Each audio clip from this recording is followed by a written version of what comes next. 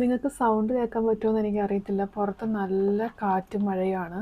ഞാനിപ്പോൾ ഈ സംസാരിക്കുന്ന സമയത്ത് എൻ്റെ ഈ വിൻഡോ സൈഡിൽ നിന്ന് മഴ ഇങ്ങനെ ചെല്ലിയിട്ട് അടിക്കണ ഒച്ച കേൾക്കാൻ പറ്റും. അത് ഭയങ്കര കാറ്റ്.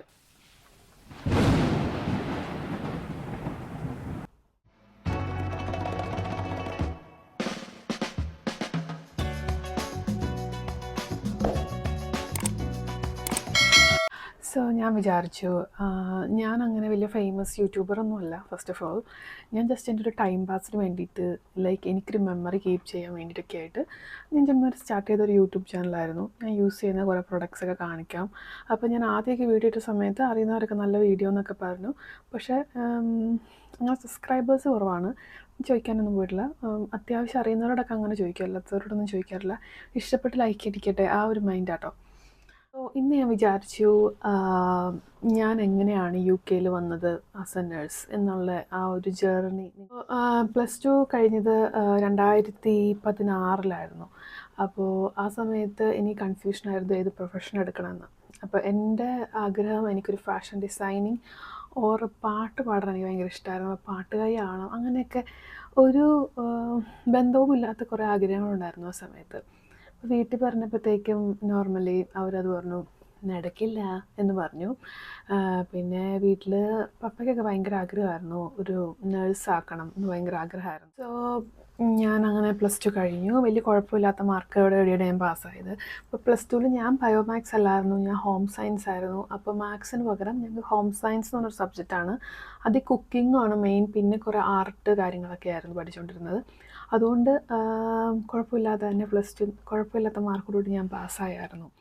നാട്ടിൽ എവിടെയെങ്കിലും നഴ്സിംഗ് കോളേജ് കിട്ടുമെന്നൊക്കെ പറഞ്ഞ് മൈൻഡൊക്കെ സെറ്റാക്കിയായിരുന്നു കേട്ടോ. അപ്പോഴത്തേക്കും ഓക്കെ, എന്നാൽ നഴ്സിങ്ങിന് പോവാം. കാരണം എൻ്റെ ലൈഫ് വെച്ച് നോക്കുവാണെങ്കിൽ ഞാൻ എടുത്തിരിക്കുന്ന പല തീരുമാനങ്ങളും തെറ്റാണ്, മണ്ടത്തരമാവാറുണ്ട് പിന്നീട്. അപ്പോൾ വീട്ടിലെ പേരൻസ് പറയുന്നത് ഞാൻ അനുസരിക്കുവാണെങ്കിൽ കുറച്ചും കൂടെ നല്ലൊരു തീരുമാനം ആവാറുണ്ട്. പിന്നീട് എനിക്കൊരിക്കലും റിഗ്രറ്റ് ചെയ്യേണ്ടി വരത്തില്ല. ഓക്കെ, അവരിത്രയും പറഞ്ഞതല്ലേ, നമുക്ക് നഴ്സിംഗ് പഠിക്കാം, ജോലി കിട്ടാനും എളുപ്പമാണ്. അപ്പോൾ വീടിൻ്റെ അടുത്തുള്ള വേറെ കുറച്ച് പേരൊക്കെ ഇങ്ങനെ പോയിട്ടുണ്ടായിരുന്നു നഴ്സിങ്ങിന്. അപ്പോൾ അവരെന്നോട് പറഞ്ഞു, അയ്യോ നഴ്സിങ്ങിന് പോകണ്ട, ഭയങ്കര കഷ്ടപ്പാടാണ്, ഇതാണ് എന്ന് പറഞ്ഞു. കുഴപ്പമില്ല, നീ ട്രൈ ചെയ്യ്, കഷ്ടപ്പാടാണെങ്കിൽ എന്നെ ജോലി കിട്ടില്ല അങ്ങനെ പറഞ്ഞ് കുറേ മോട്ടിവേറ്റും ക്യാൻവാസിങ് ഒക്കെ ചെയ്തപ്പോൾ അതിൽ ഞാൻ വീണുപോയി. കുറേ കോളേജിൽ പോയി നോക്കി, പിന്നെ അവിടെ ഭയങ്കര ഫീസായി. പിന്നെ എൻ്റെ മാർക്കിന് നഴ്സിംഗ് കിട്ടത്തില്ല, അഡ്മിഷൻ കിട്ടത്തില്ലാത്തൊരു സിറ്റുവേഷനൊക്കെ വന്നു. എൻ്റെ കൂടെ +2 പഠിച്ചൊരു ഫ്രണ്ട് കർണാടകയിൽ ഒരു നഴ്സിംഗ് കോളേജ് ഉണ്ട്, അവിടെ പോവുകയാണ്. അവിടെ ഒരു ഏജൻ്റ് ഉണ്ട്, ഏജൻറ്റ് വഴിയെ പോകണമെന്നൊക്കെ പറഞ്ഞ് ഞാൻ ആ സമയത്ത് ഒരു ഏജൻറ്റിനെ കോൺടാക്റ്റ് ചെയ്തു. ഞാൻ അഡ്മിഷൻ കൊടുത്തു, അവരെൻ്റെ CV അക്സെപ്റ്റ് ചെയ്തു. അങ്ങനെ ഞാൻ നഴ്സിങ്ങിന് പോയി ചേർന്നു 2016 അത് കഴിഞ്ഞ് 4 ഇയേഴ്സ് അവിടെ നഴ്സിംഗ് ഉണ്ടായിരുന്നു. അതിൽ 4th ഇയറിൽ കയറിയപ്പോഴായിരുന്നു കോവിഡ് വന്നത്. അപ്പോൾ 2020 പാസ് ഔട്ട് ആവേണ്ട ഞങ്ങൾ 2021 പാസ് ഔട്ട് ആയത്. പാൻഡമിക് ഭയങ്കര ആൾക്കാരൊക്കെ കുറേ മരിക്കുകയൊക്കെ ചെയ്തപ്പോഴത്തേക്കും ആ സമയത്ത് UK ഹ്യൂജ് വേക്കൻസി ഉണ്ടായിരുന്നു നഴ്സസിന് ഉള്ളൂ. പിന്നെ ഈ കോവിഡ് കാരണം നമുക്കങ്ങനെ നമുക്ക് ക്ലിനിക്കൽ എക്സ്പോഷർ കുറവാണ്. എന്ന് വെച്ചാൽ നമുക്ക് പ്രാക്ടിക്കൽ അത്ര കുറവായിരുന്നു. പിന്നെ നമ്മൾ കർണാടകയിൽ പഠിച്ചതുകൊണ്ട് തന്നെ ലാംഗ്വേജ് ഒരു പ്രശ്നമായിരുന്നു. സോ അവർ കുറച്ചും കൂടെ പ്രയോറിറ്റൈസ് ചെയ്തുകൊണ്ടിരുന്നത് അവിടുത്തെ കന്നഡ സ്റ്റുഡൻസിനെ ആയിരുന്നു. കാരണം നമ്മൾ മനസ്സിലാക്കി വരുമ്പോഴത്തേക്കും കുറേ സമയം എടുക്കും. എല്ലാവരും പറഞ്ഞു, അതിപ്പോൾ എന്തൊക്കെ പറഞ്ഞാലും പാസ് ഔട്ട് ആയിട്ടുള്ള ചേച്ചിമാരൊക്കെ പറഞ്ഞു, പാസ് ഔട്ടായി പോയിട്ടുള്ള ചേച്ചിമാരൊക്കെ പറഞ്ഞു, അത് നിങ്ങൾ വിഷമിക്കൊന്നും ചെയ്യേണ്ട, നിങ്ങൾ ജോലിക്ക് കയറുമ്പോൾ എന്തായാലും എല്ലാം പഠിക്കും, സോ ഇവിടുത്തെ ഒന്നും നോക്കണ്ട എന്ന് ഞങ്ങളോട് പറഞ്ഞു. സോ ഞാനും കൂടുതൽ വെറി ചെയ്യാൻ പോയില്ല. 27 ഞാൻ പാസ് ഔട്ടായി കഴിഞ്ഞിട്ട് ഞാനപ്പോൾ കുറച്ച് കാര്യങ്ങൾ ചെയ്യാനുണ്ടായിരുന്നു, ലൈക്ക് രജിസ്ട്രേഷൻ, പിന്നെ ഡ്രൈവിംഗ് ലൈസൻസ്, അങ്ങനെ കുറച്ച് കാര്യങ്ങൾ ചെയ്ത് തീർക്കാനുണ്ടായിരുന്നു. അതെല്ലാം ചെയ്ത് തീർത്തിട്ട് ഞാൻ OET പഠിക്കാൻ വേണ്ടിയിട്ട് ഫെബ്രുവരിയിൽ അജ്നോറ എന്ന് പറയുന്ന ഇൻസ്റ്റിറ്റ്യൂഷനിൽ ചേർന്നു. എടപ്പള്ളിയിലായിരുന്നു ആദ്യം. ഞാൻ അത് പഠിക്കാൻ തുടങ്ങി 2.5 മാസത്തെ കോഴ്സ് എടുത്ത് അവിടെ പോയി നിന്ന് പഠിക്കാനുള്ള പ്ലാനായിരുന്നു. ബട്ട് ഐ തിങ്ക് മാർച്ച് ആയപ്പോഴത്തേക്കും കോവിഡ് വന്നിട്ട് ഇൻസ്റ്റിറ്റ്യൂഷനൊക്കെ ക്ലോസ് ചെയ്യണമെന്ന് പറഞ്ഞ് അങ്ങനെ ഇൻസ്റ്റിറ്റ്യൂഷനെ ക്ലോസ് ചെയ്തു. പിന്നെ കുറച്ച് നാൾ ഓൺലൈൻ ക്ലാസ് ഉണ്ടായിരുന്നു. സോ ഞാൻ ഭയങ്കര ഡിപ്രസ്ഡ് ആയിപ്പോയി, എന്ത് ചെയ്യണം എന്നറിയില്ലല്ലോ, കാരണം ഒന്നും ആയിട്ടില്ല.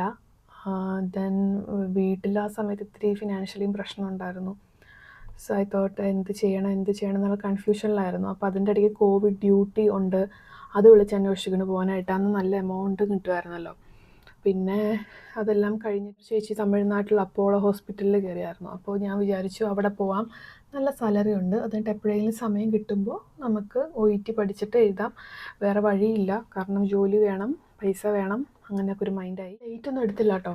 ഞാൻ ഏപ്രിലൊക്കെ ആയപ്പോഴത്തേക്കും മൈൻഡ് ഫുൾ സെറ്റ് ചെയ്തു, നമുക്ക് അപ്പോളോയിൽ പോയി ജോയിൻ ചെയ്യാം, OET എന്നുള്ളൊരു സ്വപ്നം വിട്ടേക്കാം എന്നുള്ളതിലായിരുന്നു. ബട്ട് ഞാനിങ്ങനെ ഇരിക്കുന്ന സമയത്തായിരുന്നു, കാരണം എൻ്റെ കയ്യിൽ OET എഴുതാനുള്ള ഒന്ന് കിട്ടിയില്ലെങ്കിൽ പിന്നെ എഴുതാനുള്ള ഫീസ് അടയ്ക്കാനുള്ള ക്യാഷ് പോലും എൻ്റെ കയ്യിലില്ലായിരുന്നു. എൻ്റെ ഒരു കസിൻ ചേട്ടായി വീട്ടിൽ വന്നു. അപ്പോൾ ചേച്ചിയും എന്നുവെച്ചാൽ എൻ്റെ സിസ്റ്റർ ഇൻ ലോയും ആ സമയത്ത് OET പഠിക്കാനായിട്ടിരിക്കുമായിരുന്നു. അപ്പോൾ ചേട്ടായി പറഞ്ഞു, നിങ്ങൾ ഒന്നിച്ചിരുന്ന് പഠിക്കുക, ഇനിയിപ്പോൾ ജോലിക്ക് കയറണ്ട, ജോലിക്ക് കയറി കഴിഞ്ഞാൽ സമയം കിട്ടത്തില്ല പഠിക്കാൻ, അങ്ങനെയൊക്കെ പറഞ്ഞു. അപ്പോൾ ഞാൻ വിചാരിച്ചു ശരിയാ, എന്തായാലും ഇത്രയൊക്കെ ആയില്ലേ, നന്നായിട്ട് പ്രാർത്ഥിച്ചു കഴിഞ്ഞിട്ടുണ്ടെങ്കിൽ ദൈവം എനിക്ക് കുറേ അതിനിടയ്ക്ക് ദൈവം എന്നെ അനുഗ്രഹിച്ച കുറേ മൊമെൻറ്റ്സ് ഉണ്ടായിട്ടുണ്ട്. സോ ഐ തോട്ട് ഹോപ്പ് വിടണ്ട, നമുക്ക് ആദ്യം OET എഴുതാം, എന്നിട്ട് നമുക്ക് ജോലിക്ക് കയറാം, അങ്ങനെ ഒരു മൈൻഡായി. വീണ്ടും ഒരു OET എഴുതാനുള്ള ക്യാഷ് ഇല്ല, ഇത് കിട്ടിയില്ലെങ്കിൽ.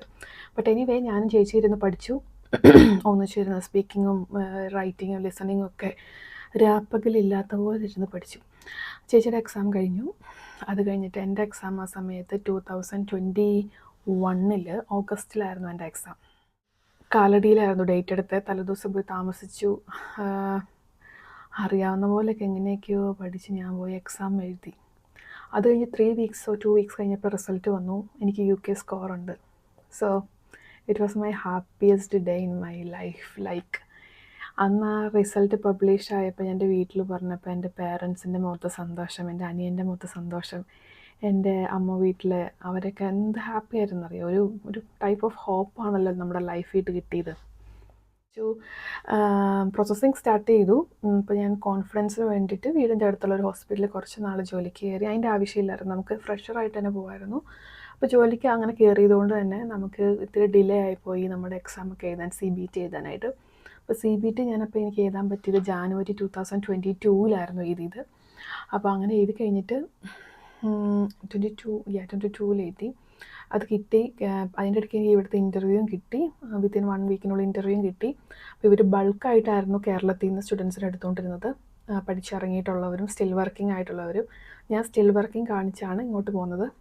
അപ്പോൾ ഇവിടെ നമുക്ക് ഇൻ്റർവ്യൂ കിട്ടി, മാർച്ചിൽ നമുക്ക് പോകാനായിട്ടുള്ള വിസയും ടിക്കറ്റ്സും ഒക്കെ നമുക്ക് അവരെടുത്ത് തന്നു. എനിക്ക് ഇതിന് വരാനായിട്ട് ചിലവായിട്ടുള്ളതെന്ന് വെച്ചിട്ടുണ്ടെങ്കിൽ ഒരു 500 പൗണ്ട്സ്, നാട്ടിലൊരു 45,000 രൂപ ആ സമയത്ത് എൻ്റെ നിന്ന് പോയിട്ടുണ്ട്. പിന്നെ നമുക്ക് ഇങ്ങോട്ടുള്ളൊരു പോക്കറ്റ് മണി ഉണ്ടല്ലോ കുറച്ച് നാളത്തേക്ക് സാലറി കിട്ടണ വരെ, അത് പിന്നെ കുറച്ച് ഐറ്റംസ് വാങ്ങിക്കാനുള്ള പൈസ, അത്രയും.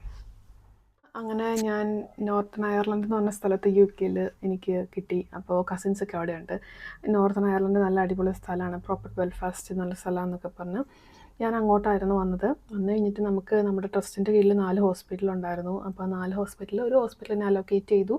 കുറച്ച് നാൾ ഞാൻ അവിടെ അങ്ങനെ വർക്ക് ചെയ്തു. അതിൻ്റെ ഇടയ്ക്ക് ഓസ്കി അവർ തന്നെ ട്രെയിനിങ് തന്നു, അവർ തന്നെ ഡേറ്റ് എടുത്ത് തന്നു, അവർ തന്നെ നമ്മളെ എങ്ങനെയൊക്കെ പോകണ്ടേ, ഓസ്കി എങ്ങനെയൊക്കെ പ്രിപ്പയർ ചെയ്യണം, അതുമല്ല എങ്ങനെയാണ് ഓസ്കി സ്ഥലത്തായിട്ട് പോകേണ്ടത്, അതൊക്കെ നമുക്ക് അവർ മെയിൽ അയച്ചിട്ട് നല്ല ഫ്രണ്ട്ലി ആയിട്ടുള്ള ആൾക്കാരായിരുന്നു. നമുക്കൊരു എഡ്യൂക്കേറ്റർ ഉണ്ടായിരിക്കും, നമ്മൾ ഓരോ കോഴ്സ് അറ്റൻഡ് ചെയ്തിട്ടുണ്ടാവും. പിന്നെ 6 months പ്രിസെപ്റ്റർഷിപ്പ് ഉണ്ട്, നമുക്കൊരു പ്രിസെപ്റ്റർ അവർ തരുമായിരുന്നു. അപ്പോൾ അങ്ങനെ പ്രിസെപ്റ്റർഷിപ്പ്, ആ പ്രിസെപ്റ്റർ നമുക്ക് ഓരോന്നൊക്കെ പറഞ്ഞു തരും. പിന്നെ നമുക്കാണെങ്കിൽ കുറേ ട്രെയിനിങ് കാര്യങ്ങളതൊക്കെ കാണിച്ചു കൊടുക്കണം. അവർ ക്വസ്റ്റ്യനൊക്കെ ചോദിക്കും, നമ്മൾ ക്വസ്റ്റ്യനൊക്കെ ആൻസർ ചെയ്യുക. അങ്ങനെ നമുക്കൊരു ബുക്കുണ്ട്, ആ ബുക്ക് ഫുൾ അവർ സൈൻ ഓഫ് ചെയ്യും. അങ്ങനെ സൈൻ ഓഫ് ചെയ്ത് കഴിഞ്ഞിട്ടുണ്ടെങ്കിൽ പിന്നെ നമ്മൾ Band 5 നമുക്ക് പേഷ്യൻസിന് എടുത്തു തുടങ്ങാം. പക്ഷേ തിരക്കനുസരിച്ച് ചില സ്ഥലത്ത് പിൻ കിട്ടിക്കഴിഞ്ഞാൽ അപ്പോൾ തന്നെ പേഷ്യൻറ്റിനെ കൊടുക്കും. എനിക്ക് പിൻ കിട്ടിക്കഴിഞ്ഞിട്ടും ഇതൊക്കെ സൈൻ ഓഫ് ചെയ്ത് കഴിഞ്ഞിട്ടാണ് എനിക്ക് പേഷ്യൻറ്റിനെ കിട്ടി തുടങ്ങിയത്. അതിന് മുമ്പ് വരെ ഒരു കുറച്ച് പേഷ്യൻറ്റിനെ കിട്ടും, പക്ഷേ നമുക്ക് ഒരു ബൾക്കിലേക്ക് 7 or 8 പേഷ്യൻസിനെ കിട്ടി തുടങ്ങിയത് ഇതൊക്കെ സൈൻ ഓഫ് ചെയ്ത് കഴിഞ്ഞിട്ടാണ്. നമുക്കിവിടെ എല്ലാത്തിനും ട്രെയിനിങ് ഉണ്ട്. ട്രെയിനിങ് ഉണ്ട്. നമ്മളിപ്പോൾ ഒരു മെഡിക്കേഷൻ കൊടുക്കുന്നതിന് ട്രെയിനിങ് ഉണ്ട്, IV മെഡിസിൻ കൊടുക്കുന്നതിന് ട്രെയിനിങ് ഉണ്ട്, എങ്ങനെയാണ് കൊടുക്കുന്നതെന്ന് ഡെമോൺസ്ട്രേറ്റ് ചെയ്തുള്ള ട്രെയിനിങ് ഉണ്ട്, കാനുലേഷന് ട്രെയിനിങ് ഉണ്ട്, പെയിൻ എങ്ങനെ മാനേജ് ചെയ്യണേ അതിന് ട്രെയിനിങ് ഉണ്ട്. ഞാൻ പറയുകയാണെങ്കിൽ ഇവിടെ എല്ലാത്തിനും ട്രെയിനിങ് ഉണ്ട്. ഞാനിവിടെ ഒരു ഫ്രഷറായിട്ട് വന്നിട്ടും എനിക്ക് എന്താ പറയുക, ഒരു ട്രബിൾ തോന്നിയില്ല, കാരണം എല്ലാത്തിനും ട്രെയിനിങ് ഉണ്ടല്ലോ. അപ്പോൾ നമുക്കൊരു ഐഡിയ കിട്ടും. പിന്നെ നല്ല സപ്പോർട്ട് സിസ്റ്റമാണ്. നമുക്കിവിടെ ജോലിക്കായാലും നമ്മളെ കുറ്റപ്പെടുത്താനോ അതിനൊന്നും ആൾക്കാരില്ല. നമുക്ക് ഇപ്പോൾ ഒരു ഹെൽപ്പ് ആരോടാണ് ചോദിച്ചാലും അവർ നമ്മളെ ഹെൽപ്പ് ചെയ്യും, ജഡ്ജ് ചെയ്യില്ല ആരും. അതൊക്കെ ഒരു വലിയൊരു നല്ല കാര്യങ്ങളാണ് ഇതൊക്കെ. എനിക്കിവിടെ തോന്നിയൊരു ഡിസഡ്വാൻറ്റേജ് എന്ന് പറഞ്ഞാൽ ഈ കാലാവസ്ഥ ഈസ് റിയലി ബാഡാണ്. നമുക്ക് ആ വെയിലും മഴയും മാറി മാറി നമുക്ക് രാവിലെ മഴയാണെങ്കിൽ ഉച്ചയ്ക്ക് വെയിൽ, അങ്ങനത്തെ ഒരു പല ടൈപ്പ് ഓഫ് കാലാവസ്ഥയാണ്. അത് മാത്രമല്ല പിന്നെ നമുക്ക് ഇങ്ങനെ കാലാവസ്ഥ മഴക്കാറ് മൂടി നിൽക്കണോണ്ട് നമുക്കൊരു ഡിപ്രസ്ഡ് ഓഫ് മൈൻഡ് എപ്പോഴും ഡിപ്രസ്ഡ് പോലെ ആയിരിക്കും. അങ്ങനെ കുറച്ച് കാര്യങ്ങളൊക്കെ ഉണ്ട്. പിന്നെ വർക്ക് ലൈഫ് 12 അവർ ആയതുകൊണ്ട് തന്നെ ഇത്തിരി സ്ട്രെസ്ഡ് ആണ്. ബട്ട് എനിവേ നമുക്ക് മാനേജ് ചെയ്യാൻ പറ്റും.